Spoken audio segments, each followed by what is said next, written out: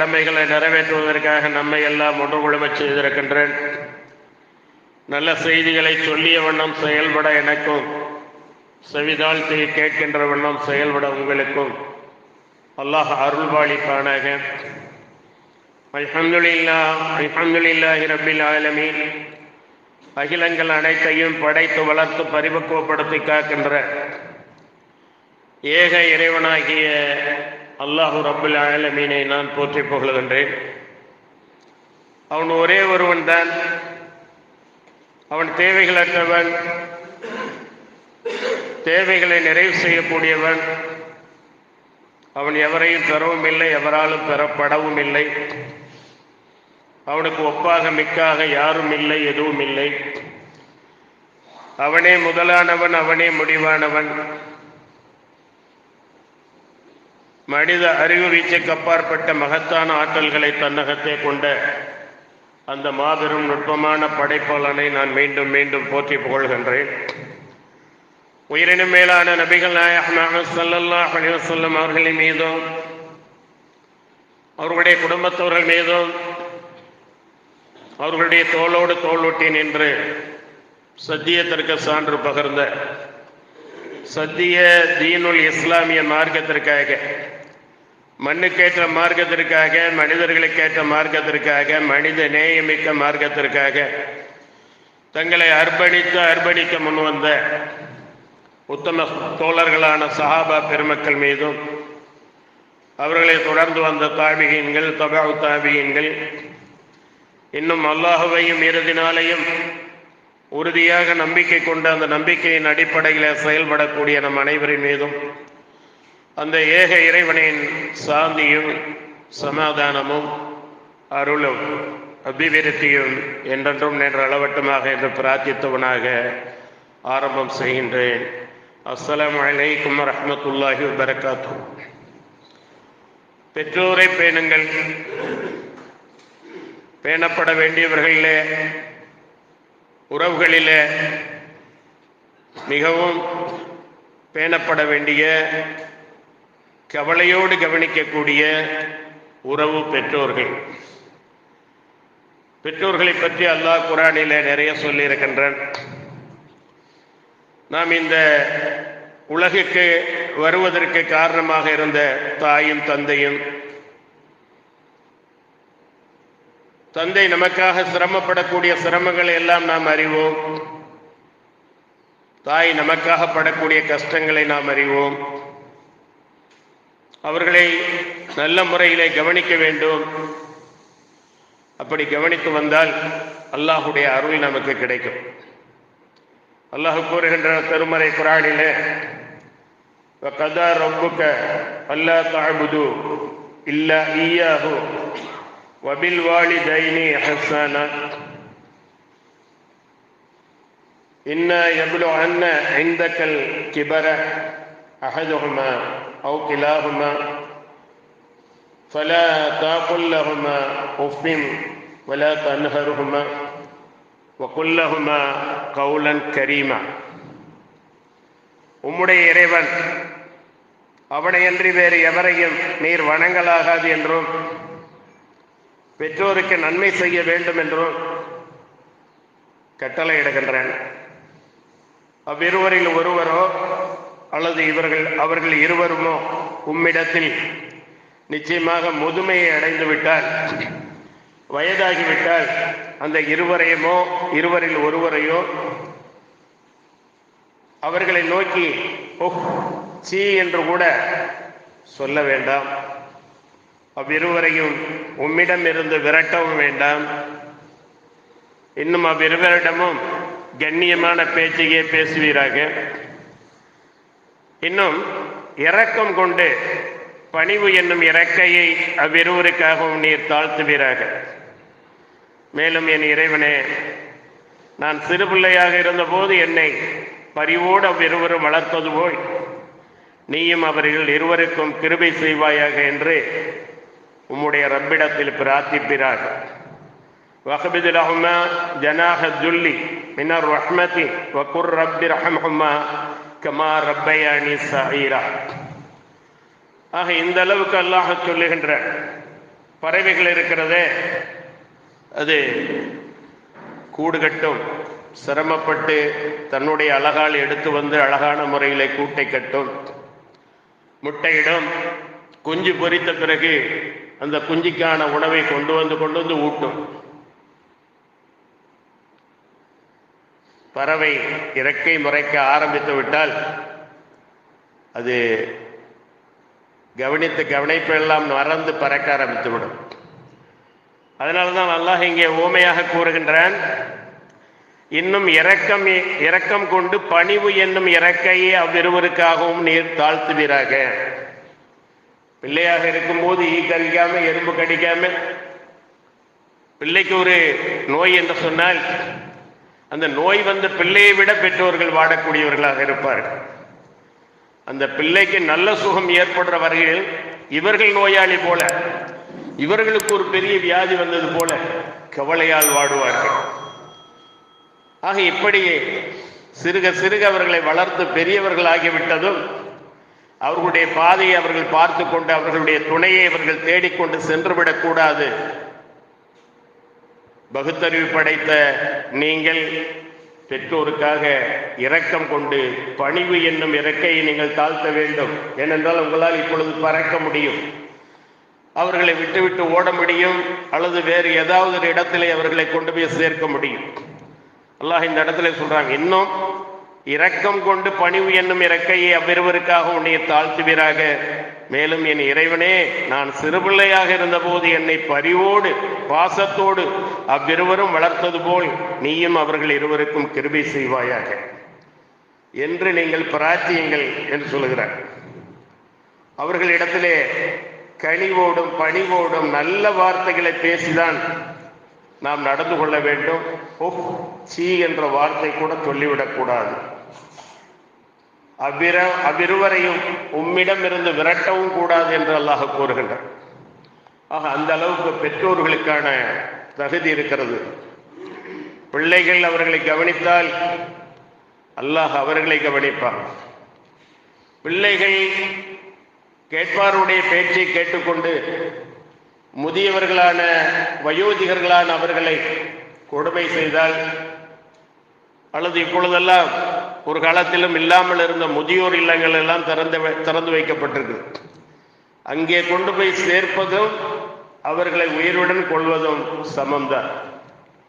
பிள்ளை இருக்கிறார்கள், உறவினர்கள் இருக்கிறார்கள், அவர்கள் அனாதைகள் அல்ல, அனாதைகளிடம் மோசமாக அவர்கள் இது போன்று சேர்க்கப்படுகிறார்கள் சொன்னால், வயோதிகமான நிலையில அவர்களுக்கு மேற்கொண்டு உடல் ரீதியான தளர்வு இருக்கிறது, மன ரீதியாகவும் அவர்கள் கவலைப்பட்டு அந்த கவலையிலேயே மௌத்தாக வேண்டும் என்பதற்காகத்தான் பெற்ற பிள்ளைகள் இவ்வாறு நடந்து கொள்வது மிக மிக மோசமான காரியமாகும். தங்களுடைய சொகுசான வாழ்க்கைக்காக எந்த விதமான ஒரு கஷ்டமும் நமக்கு இருக்கக்கூடாது, பெற்றோருடைய தொந்தரவு இருக்கக்கூடாது. தொந்தரவாக கருதலாமா? பெற்றவர்களை தொந்தரவாக கருதுவது என்பது நிச்சயமாக அது மனித பண்பு அல்ல, மனித நேயமிக்க பண்பு அல்ல.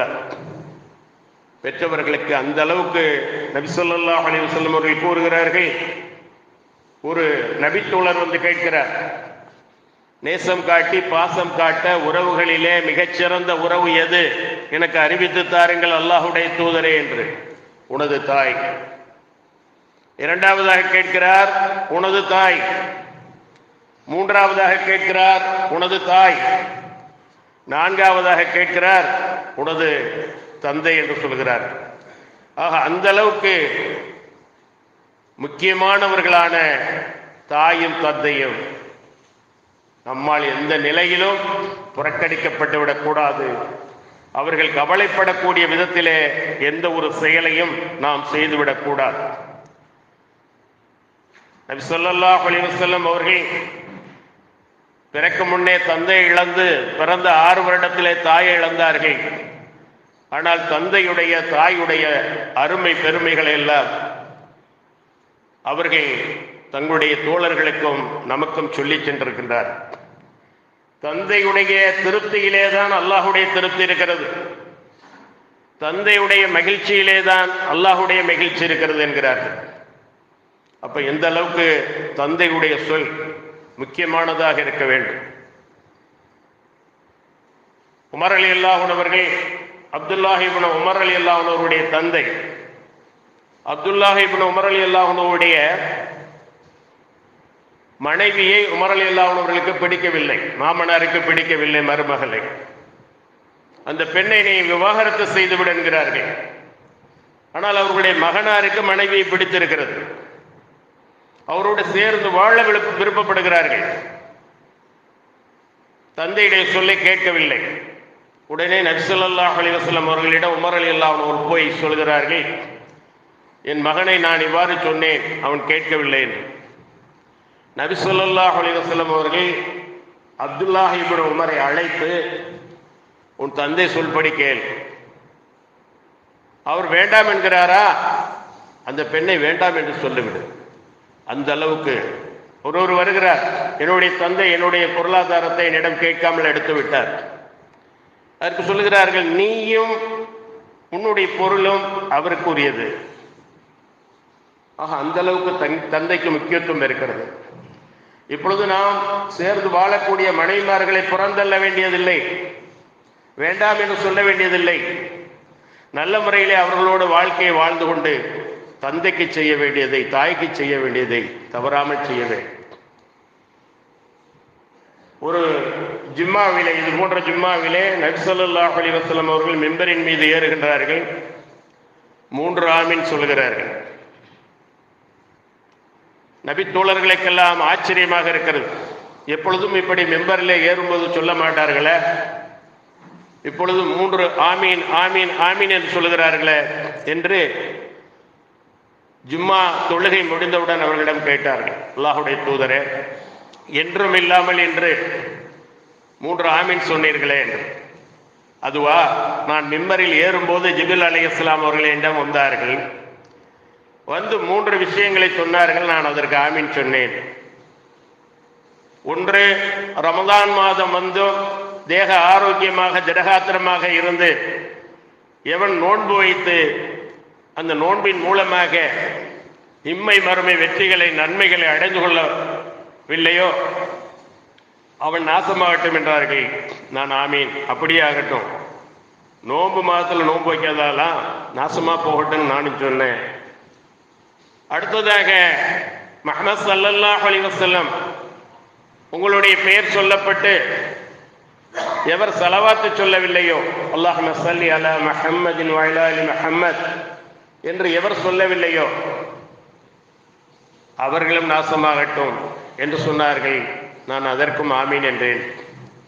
மூன்றாவதாக, வயோதிகமான நிலையில முதிர்ந்த வயது தாயோ தந்தையோ அல்லது இருவருமோ இருவரில் ஒருவரோ இருந்து அவர்களுக்கு பணிவிடை செய்வதன் மூலமாக எவன் நன்மையை அடைந்து கொள்ள முடியவில்லையோ அவனும் நாசமாகட்டும் என்று சொன்னார்கள். அதற்கும் நான் ஆமீன் என்று சொன்னேன். இந்த ஆமீன் சாதாரணமான ஆமீன் அல்ல, இதர மற்றவர்கள் சொல்லக்கூடிய ஆமீன் போல அல்ல. ஜிப்ரீல் அலைஹிஸ்ஸலாம் அவர்கள் சொல்லி, அப்படியா, அவ்வாறே அவர்கள் நாசமாகட்டும். நபி ஸல்லல்லாஹு அலைஹி வஸல்லம் அவர்கள் கருணை நபி, காருண்ய நபி, இரக்கம் அவர்களுக்கு அவ்வளவு இருக்கும். ஆனால் இந்த விஷயத்திலே பெற்றோரை கவனிக்காதவனா நாசமாகட்டும். என் பேர்ல ஸலவாத்து சொல்லாத கஞ்சனா நாசமாகட்டும். ரமலான் மாதம் வந்தும் திடகாத்திரமாக இருந்தும் அவன் அந்த நோன்பின் மூலமாக நன்மைகளை பெற்றுக்கொள்ளாதவனா நாசமாகட்டும் என்கிறார். ஆக அந்த அளவுக்கு பெற்றோர்களுடைய அந்த நிலைகள் இருக்கின்றது. அதை நாம் பேணி பாதுகாத்துக் கொள்ள வேண்டும். அல்லாஹ் சுப்ஹானஹு வ தஆலா திருமறை குர்ஆனிலே கூறுகின்றான், பல இடங்களிலே கூறுகின்றான், அதாவது வஸ்வைனல் இன்சான வாலிதைஹி ஹஸ்னா வ இன் ஜாஹதாக லிதுஸ்ரிக பி மா லைஸ லக பிஹி இல்முன் ஃபலா துதிஹுமா இலைய மர்ஜுவுக்கும் ஃபஉனபிவுக்கும் பிமா குன்தும் தஅமலூன். தன் தாய் தந்தையருக்கு நன்மை செய்யும்படியாக நாம் மனிதனுக்கு வசியத்து செய்திருக்கிறோம். என்ன செய்திருக்கிறானா அல்லாஹ் நமக்கு? தன் தாய் தந்தையருக்கு நன்மை செய்யும்படியாக நாம் மனிதனுக்கு வசியத் செய்திருக்கின்றோம்.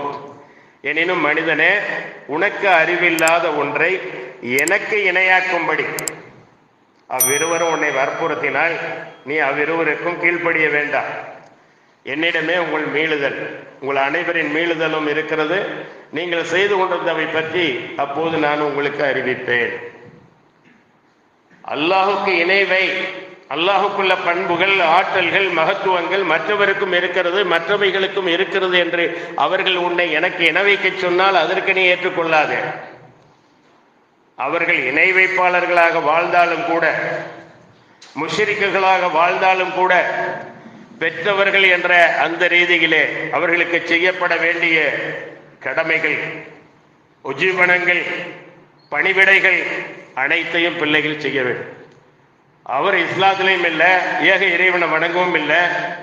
அவர் ஒரே ஷிர்கிலே போய்கிட்டு இருக்காரு. என்னையும் ஷிர்கில் போக சொல்லி கூப்பிடுறாரு. அவரை நான் கவனிக்க மாட்டேன்னு சொல்ல முடியாது. நீங்கள் ஷிர்கிலே போகாமல் இருக்க வேண்டுமே தவிர பெற்றோர்களை கவனிக்காமல் இருக்கவே முடியும். இந்த உலகத்திலே அவர்களுக்குரியதை நாம் நம்முடைய உழைப்பில் இருந்தும் நம்முடைய உடல் ரீதியான அந்த பணிவிடைகள் செய்வதிலிருந்தும் எல்லா விதத்திலும் நாம் பெற்றோர்களுக்கு நல்ல முறையில் நடந்து கொள்ள வேண்டும். அல்லாஹுக்கு இணை வைக்க சொன்னால்தான் அதற்கு முடியாது. அல்லாஹுவா பெற்றோரா என்று பார்த்தால் அல்லாஹ் கோடி மடங்குக்கும் மேல். படைத்தவனுக்கு இணைவை என்று பெற்றோர்கள் சொன்னாலும் யார் சொன்னாலும் அதை நாம் கேட்க முடியாது. ஏனென்றால் வணக்கத்திற்கு தகுதியானவன் ஏக இறைவன், அவன் ஒருவன் தான். அவனை விட்டு வேறொருவரை வணங்கு என்று சொல்லும் போது அதை நாம் ஏற்கக்கூடாது. அதைத்தான் அல்லாஹ் இங்கே சொல்லி காட்டுகின்றான். அதே போல நபி ஸல்லல்லாஹு அலைஹி வஸல்லம் அவர்கள் சொல்கிறார்கள், உங்களுடைய பெற்றோர்களை நீங்கள் திட்டாதீர்கள். அப்ப சஹாபாக்கள் ஆச்சரியப்படுறாங்க, யார் ரசூலல்லாஹ், யாராவது தன்னுடைய பெற்றோரை திட்டுவார்களா? அந்த அளவுக்கு அந்த காலத்தில் பெற்றோர்கள் மீது பிரியமாக இருந்திருக்கிறார்கள். ஆச்சரியத்தோடு கேட்கிறார்கள், பெற்றோர்களை யாராவது திட்டுவார்களா என்று. உனக்கும் இன்னொருவருக்கும் வாக்குவாதம் ஏற்படுகிறது. அவர் உன்னுடைய பெற்றோரை திட்டுகிறார், நீ அவருடைய பெற்றோரை திட்டுகிறாய். இதுதான் பெற்றோரை திட்டுவது. நீங்கள் உங்களுடைய பெற்றோரை திட்ட மாட்டீர்கள். ஆனால் உங்களுக்குள் வரக்கூடிய அந்த சண்டையில தேவையில்லாமல் பெற்றோரை இழுத்து அவர் பெற்றோரை நீ திட்ட, உன் பெற்றோரை அவர் திட்ட, இதுதான் பெற்றோரை திட்டுவது என்றார். ஆனால் இன்று சர்வசாதாரணமாக பார்க்கிறோம், பிள்ளைகளுக்கு கொடுத்த அளவுக்கு மீறிய செல்லம் பெற்றோர்களையே பிள்ளைகள் திட்டுகிறார், தன்னை பெற்றோர்களையே பிள்ளைகள் திட்டுகிறார்கள். அல்லாஹ் பாதுகாக்க வேண்டும். பெற்றோர்களுக்குள்ள ஒரு முக்கியமான விஷயம் என்னவென்றால், நாம் எவ்வளவோ ஆசையாக, பாசமாக, நேசமாக நம்முடைய உடல் உழைப்பால், பொருளாதாரத்தால் அவர்களை நல்ல முறையில் வளர்க்கின்றோம். மார்க்க அடிப்படையிலே வளர்க்க வேண்டும். மார்க்க அடிப்படையிலே தாய் தந்தையருக்குள்ள அந்த கண்ணியம் என்ன, அல்லாஹுக்குள்ள அந்த மகத்துவம் என்ன, இந்த உலகத்திலே இப்படியெல்லாம் வாழ்ந்தால் என்னென்ன நன்மைகள் நமக்கு கிடைக்கும், அல்லாஹ் தடுத்திருக்கிறதை நாம் செய்தால் என்னென்ன பாவங்கள் நமக்கு ஏற்படும், தண்டனைகள் கிடைக்கும் என்பதையெல்லாம் இஸ்லாத்தை ஊட்டி ஊட்டி அவர்களுக்கு வளர்க்க வேண்டும். உணவை எப்படி ஊட்டுகிறோமோ அதுபோல் அவர்களுக்கு இஸ்லாத்தை ஊட்டி வளர்த்தால்தான் அவர்கள் பெற்றோருக்குள்ள அந்த கண்ணியங்களை, கௌரவங்களை நல்ல முறையிலே வழங்குவார்கள். எவ்வளவோ பேர்கள் குர்ஆன் ஹதீஸ் தெரிந்து பெற்றோர்கள் பேரிலே இப்பொழுது கண்ணியம் காட்டுகிறார்கள், மரியாதை செலுத்துகிறார்கள். குர்ஆன் ஹதீஸ் தெரிவதற்கு முன்னால் பெற்றோர்களிடம் எப்படி நடந்து கொள்ள வேண்டும் என்று பெற்றோர்களும் சொல்லவில்லை, மற்றவர்களும் சொல்லவில்லை. மார்க்கம் சொல்லியதும் அவர்களுக்கு தெரியாமல் இருந்தது. இப்பொழுது மார்க்கம் சொன்னது தெரிந்த பிறகு அபரிமிதமான பாசத்தை, நேசத்தை, பணிவிடைகளை, அவர்களுடைய சொல்லுக்கு கட்டுப்படுதலை இன்று ஏற்படுத்தி கொண்டிருக்கிறார்கள். அல்லாஹ் சுப்ஹானஹு வ தஆலா பல இடங்களிலே பெற்றோர்கள் பற்றி சொல்லுகின்றான். ஒருவர் அறப்போரிலே கலந்து கொள்வதற்காக கேட்கிறார். அறப்போர்னா என்ன? உயிரை துச்சமென மதித்து உயிர் தியாகம் செய்வதற்காக, சத்தியம் நிலைப்பதற்காக, அசத்தியம் அழிவதற்காக, அல்லாஹுடைய மார்க்கம் மேலோங்குவதற்காக, தன்னை அர்ப்பணிப்பதற்காக அவர் வந்து நான் போர் செய்ய வேண்டும் என்கிறார். அப்பொழுது நபி ஸல்லல்லாஹு அலைஹி வஸல்லம் அவர்கள் கேட்கிறார்கள், உன் தாயும் தந்தையும் உயிருடன் இருக்கின்றார்களா? அதற்கு மனிதர் ஆம், உயிருடன் இருக்கின்றனர் என்று பதிலளித்தார். நபி ஸல்லல்லாஹு அலைஹி வஸல்லம் அவர்கள் அப்படி என்றால் அவ்விருவருக்கும் பணிவிடை செய்து நீ ஜிஹாதுடைய நன்மையை அடைந்து கொள், அறப்போரின் நன்மையை அடைந்து கொள். எவ்வளவு பெரிய பாக்கியம் இருக்கிறது. தாய்க்கு தந்தைக்கு பணிவிடை செய்வது அல்லாஹுடைய மார்க்கத்திற்காக போரிட்டு கொல்லப்பட்டால் என்ன கேள்வி கணக்கில்லாத சொர்க்கம். தாய் தந்தைக்கு பணிவிடை செய்து நாம் இயற்கையாக மரணித்தாலும் அல்லாஹ் வழங்கக்கூடிய கேள்வி கணக்கில்லாத சொர்க்கம் நமக்கு கிடைக்கும் என்பதை நாம் அறிந்து கொள்ள வேண்டும். அன்பானவர்களே, கண்ணியத்திற்குரியவர்களே, இன்னொரு நபித்தோழர் வந்து கேட்கிறார்கள், நான் அல்லாஹ்வின் தூதர் ஸல்லல்லாஹு அலைஹி வஸல்லம் அவர்களிடம் நற்செயல்களில் சிறந்தது எது என்று கேட்டேன். நற்செயல்களில் சிறந்தது எது என்று கேட்டேன். அதற்கு அவர்கள் உரிய நேரத்தில் தொழுகையை நிறைவேற்றுவது. உரிய நேரத்தில் அந்த ஜமாத் எத்தனை மணிக்கு 1லிருந்து 27 மடங்கு கூடுதலாக உள்ள நன்மை நமக்கு கிடைக்கணும் என்று அந்த நேரத்திற்கு ஜமாத்தை பேணக்கூடிய அந்த நபர்கள் தான் நற்செயல்களிலே முதலிடத்தில் இருக்கிறார்கள். ஏனென்றால் இன்ன ஸலாத்த கானத் அலல் மூமினீன கிதாபம் மவ்கூதா, நிச்சயமாக இந்த தொழுகை இறை நம்பிக்கையாளர்களுக்கு நேரம் குறிக்கப்பட்ட கடமை. இறை நம்பிக்கையாளர்கள், நான் இறை நம்பிக்கையாளன் மூமின் முஸ்லிம் என்றால் அவர் நேரத்திற்கு தொழுதாக வேண்டும். அதற்கு அவர்கள் உரிய நேரத்தில் தொழுகையை நிறைவேற்றுவது என்று பதிலளித்தார்கள். நான் பிறகு எது என்று கேட்டேன். தாய் தந்தையருக்கு நன்மை புரிவது என்றார்கள். நான் பிறகு எது என்று கேட்டேன். அல்லாஹுவின் பாதையில் அறப்போர் புரிவது என்றார்கள். அல்லாஹுவை வணங்குவதற்கு அடுத்தபடியாக நற்செயல்களில் சிறந்தது தாய் தந்தையரை கவனிப்பது, அவர்களை பேணுவது, அவர்களுடைய சொல் கேட்டு நடப்பது. இப்படி அல்லாஹுடைய தூதர் நபி ஸல்லல்லாஹு அலைஹி வஸல்லம் அவர்கள் நிறைய விஷயங்களை தாய் தந்தையரை பேண வேண்டும் என்பதற்காக சொல்லியிருக்கிறார். அன்பானவர்களே, கண்ணியத்திற்குரியவர்களே, இன்னும் நபி ஸல்லல்லாஹு அலைஹி வஸல்லம் அவர்கள் கூறினார்கள், நான் நீண்ட நேரம் தொழுவிக்கும் எண்ணத்துடன் தொழுகையை துவக்குவேன். ஃபஜ்ர் தொழுகையிலெல்லாம் பிள்ளைகளை கொண்டு வந்து தூங்க வைத்துவிட்டு அந்த ஃபஜ்ர் தொழுகையில பெண்களும் மஸ்ஜித் நபவியில பள்ளிவாசல்ல அந்த தொழுகையில கலந்துருக்கிறாங்க. அப்ப நான் தொழுகையை துவங்குவேன், நீண்ட நேரம் தொழுவிக்கும் எண்ணத்துடன் தொழுகையை துவக்குவேன். ஆனால் பின்னால் தொழும் பெண்களிடையே குழந்தை அழுவதை செவியேற்பேன். குழந்தை மீது தாய்க்குள்ள கடுமையான ஈடுபாட்டை எண்ணி நான் தொழுகையை சுருக்கமாக முடித்துக் கொள்வேன். பதற ஆரம்பிச்சேன். பிள்ளை பசிச்சு அழுகுது, உறங்கி எழுந்திருச்சு, நாம தொழுகையில் இருக்கோம் அப்படிங்கிற அந்த எண்ணம், தொழுகை சீக்கிரம் முடிஞ்சா தேவலையே அப்படித்தானே நினைப்பாங்க தாய்மார்கள். அதனால் என்ன செய்வேன், நான் தொழுகையை நீண்ட நேரம் தொழ வைக்கணும்னு தக்பீர் கட்டியிருப்பேன். அந்த குழந்தையுடைய சத்தம் கேட்ட உடனே நான் உடனே அந்த தொழுகையை முடித்து விடுவேன் என்று சொல்லுகிறார். அந்த அளவுக்கு தாயுடைய அந்த ஈடுபாடு பிள்ளையின் பேரிலே இருக்கும். சொல்லுவார்கள், மழையிலே நனைந்து வரக்கூடிய பிள்ளையை தந்தை மற்றவர்கள் எல்லாம், நான் மழை நின்று ஒன்று வரக்கூடாதா, அல்லது முதலே கொடை எடுத்துட்டு போயிருக்க கூடாதா அப்படிம்பாங்களாம். இந்த தாய் மட்டும்தான் தன்னுடைய பிள்ளையை தலையை துடைத்து விட்டு கொண்டே, பாழாய் போன மழை என் பிள்ளையை நனைத்து விட்டது, எதுவும் காய்ச்சல் வராமல் தலைவலி வராமல் இருக்க வேண்டுமே என்று வாஞ்சியோடு பாசத்தோடு அவர்கள் தலையை தோட்டுவார்கள். ஆக அந்த அளவுக்கு தாய்மார்கள் கையை பார்ப்பவர்கள் அல்ல, தன்னுடைய பிள்ளை நன்றாக இருக்க வேண்டும் என்று நினைக்கக்கூடியவர்கள். அதே போல எந்த அளவுக்கு சிரமப்பட்டு தந்தை ஒரு இலக்கை தன்னுடைய மகன் அடைய வேண்டும், அவன் உயரிய முறையிலே வாழ வேண்டும், நல்ல ஒரு லைஃப்ல செட்டில் ஆக வேண்டும் என்பதற்காக தன்னுடைய அந்த துயரங்களை துன்பங்களை எல்லாம் வெளியே காட்டாமல் உள்ளே பூட்டி கொண்டு அந்த பிள்ளைகளுக்காக தந்தை படக்கூடிய பாடு, இவைகளெல்லாம் நன்றி செலுத்தாதவர்கள் அல்லாஹுக்கும் நன்றி செலுத்தாதவர்களாகத்தான் இருப்பார்கள். ஏனென்றால் அந்த அளவுக்கு அல்லாஹுடைய திருப்தியில பெற்றோர்களுடைய திருப்தி இருக்கிறது. அல்லாஹுடைய கோபத்திலே பெற்றோர்களுடைய கோபத்திலே அல்லாஹுடைய கோபம் இருக்கிறது. ஆக பெற்றோர்களை நல்ல முறையிலே கவனித்து வாழக்கூடியவர்களாக அவர்கள் கடைசி வரையிலும் என் பிள்ளை என்னை நல்ல முறையிலே கவனித்தான், ஏனென்றால் வயோதிகமாகிவிட்டால் அல்லாஹ் சொல்கிறான், படைப்பை தலைகீழாக்கி விடுகிறோம் என்கிறான். எவரை நாம் வயதாக்குகிறோமோ, வயோதிகமாக்குகிறோமோ அவர்களை படைப்பில் தலைகீழாக்கி விடுகிறோம். ஆரம்பத்தில் அவர்கள் குழந்தையாக இருந்த அந்த ஸ்டேஜுக்கு கொண்டு வந்துடுறாங்கிறாங்களா. அப்ப அந்த மாதிரியான நிலையில அவர்களுக்கு எந்த அளவுக்கு நாம் பணிவிடை செய்கிறோமோ அந்த அளவுக்கு அல்லாஹ்விடம் நாம் தரஜாவை பெற்றுக் கொள்கிறோம். அது மட்டுமல்ல அன்பானவர்களே, நாம் எந்த அளவுக்கு நம்முடைய தாய் தந்தையை கவனிக்கிறோமோ அந்த அளவுக்கு நம்முடைய பிள்ளைகளை அதுபோல அல்லாஹ் கவனிக்க வைப்பான் நம்மை.